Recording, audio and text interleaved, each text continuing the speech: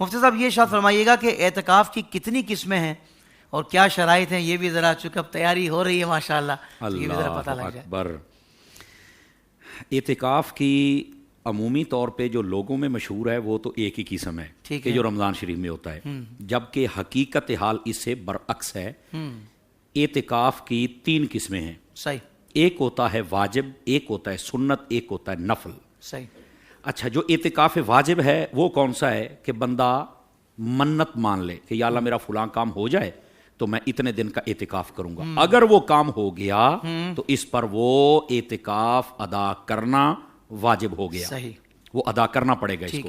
لیکن یہاں یہ ملحوظ رہنا چاہیے کہ وہ 2 دن کی، 5 دن کی، 10 دن کی، 1 دن کی جو اس نے نیت کی اعتکاف کی، اس میں روزہ رکھنا بھی واجب ہوگا۔ اچھا، یہ بھی شرط ہے۔ اچھا، دوسری قسم ہے سنت، جو کہ رمضان شریف کی آخری عشرے کی ہوتی، صحیح، یہ 20ویں کی مغرب سے پہلے پہلے بیٹھنا ہے، صحیح ہے، اور چاند نظر آنے کے بعد آپ نے دعائے خیر کر کے تو اٹھ جانا ہے۔ ٹھیک ہے، یہ دعائے خیر میں اپنے لیے کہہ رہا ہوں تاکہ تھوڑی دیر مسجد کے ساتھ اس کا تعلق رکھے، ورنہ وہاں تو بھاگم بھاگ ہوتی ہے جناب۔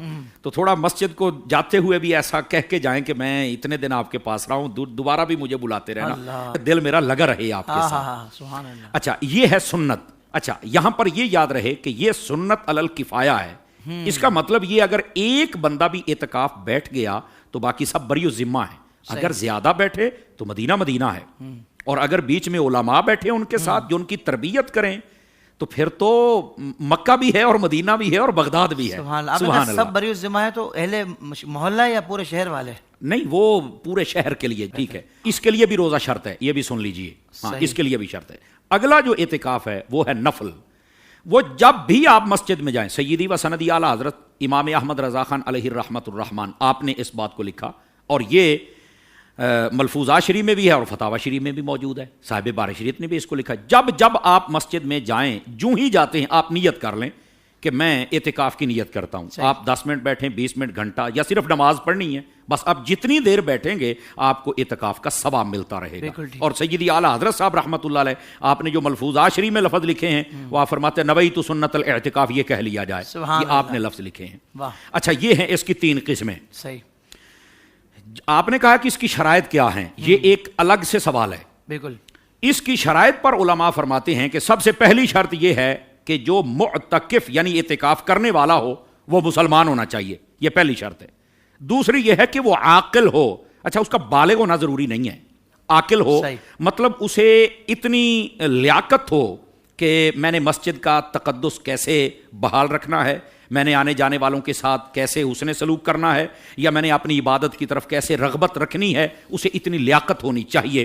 تو پھر اس کے لیے یہ دوسری شرط یہ ضروری ہے۔ اگر نہ سمجھ بچہ ہے تو پھر تو وہ نہیں بیٹھ سکتا نا، جو شور کرے گا، ہنگامہ کھڑا کرے گا، نہیں ہو سکتا۔ پہلی شرط مسلمان ہونا، دوسری عاقل ہونا، تیسری فرمایا کہ مرد کے لیے مسجد میں بیٹھنا۔ اچھا، یہاں پر میں ایک بات کروں، بعض کہتے ہیں جامعہ مسجد میں، نہیں، مسجد جماعت کے لفظ ہیں، جامعہ کے لفظ نہیں ہیں۔ بالکل ٹھیک ہے۔ ہاں، یہ ایک الگ مسئلہ ہے کہ سب سے افضل نبی پاک علیہ السلام نے فرمایا جو اعتکاف ہے وہ مسجد الحرام شریف میں ہے، یعنی خانہ کعبہ میں۔ اس سے کم فضیلت اگر دیکھیں تو وہ میری مسجد یعنی نبی پاک علیہ السلام کی جو مسجد نبوی شریف ہے اس کے اندر ہے، ٹھیک۔ تیسرے نمبر پر مسجد اقصیٰ میں ہے، اور اس کے بعد جو بڑی مسجد مسلمانوں کی اسی طرح ادھر، یعنی یوں کہہ سکتے ہیں کہ جامعہ مسجد میں اگر کوئی بیٹھے تو یہ افضل ہے، یہ بہتر ہے۔ لیکن مسجد جماعت ہو تو اس کے اندر بھی بیٹھ سکتے ہیں۔ اچھا، مسجد جماعت کی کیا تعریف ہے؟ وہ مسجد جماعت ہوتی ہے جس میں امام اور مؤذن مقرر ہو، وہ ڈیوٹی دیں یا نہ دیں یہ ایک الگ مسئلہ ہے، لیکن یہ مسجد جماعت ہوتی۔ اچھا، یہ اس کی تیسری شرط ہے۔ چوتھی شرط کہ روزہ بھی ہونا چاہیے۔ عورتوں کے لیے جو مسئلے ہیں وہ الگ سے بیان کرے۔ اب یہ شرط اس مرد کے لیے نہیں ہے، یہ شریعت نے عورتوں کے لیے بیان کی کہ عورت مسجد میں نہیں بیٹھ سکتی، نمبر 1۔ دوسری بات یہ ہے کہ عورت جب بیٹھے تو اس کا پاک ہونا بھی ضروری ہے، یہ بھی اس کے لیے شرط ہے۔ اور تیسرے نمبر پر جب عورت بیٹھے تو اس کو شوہر سے اجازت لینا یہ بھی شرط ہے اس کے لیے، اس کے بغیر نہیں بیٹھ سکتی یہ۔ اور اگر شادی شدہ نہیں ہے تو اپنے ولی وارث کو بتا کے یہ بیٹھ سکتی ہے۔ یہ ہیں اعتکاف کی شرائط، ان شرائط کو پورا کر لے تو پھر وہ اعتکاف پر بیٹھ سکتا ہے۔ سبحان اللہ، سبحان اللہ۔ قسمیں اور شرائط مفتی صاحب